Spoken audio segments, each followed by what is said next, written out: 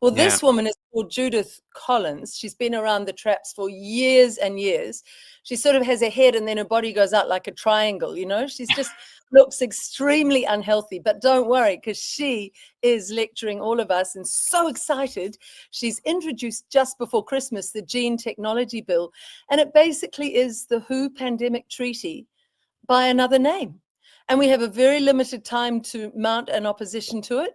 And it's just revolting. It's putting into our New Zealand legislation the naked possibility of forced mandates, of forced jabs, if if an overseas regulator deems that there is an emergency. I mean, they're just doing it anyway.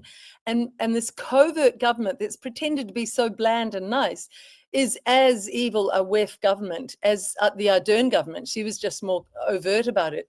But it's unbelievable how they keep pressing on, even with Trump there. So pray God Trump rolls this back. Pray God he does. Do you know what's funny? What? Why I keep dropping out is I've got Starlink. And so, Starlink, you get full on internet wherever you are. The only thing it doesn't like is trees. Don't you think that's funny? It's modern technology.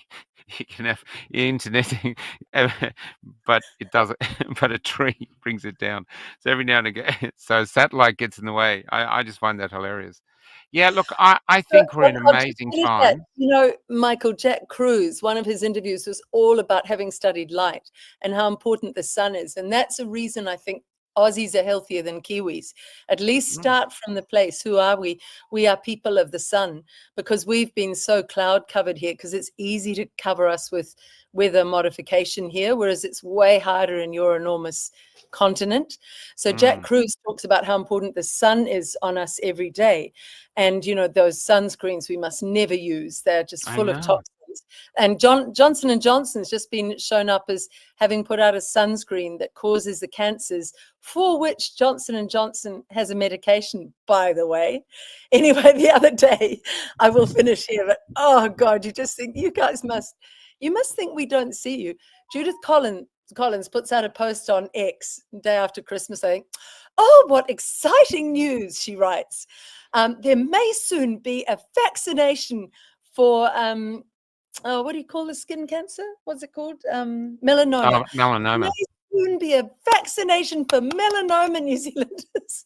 It's like she might as well just say, we want to poison as many of the whitey New Zealanders as possible, and then we'll have population replacement, just like Klaus told me.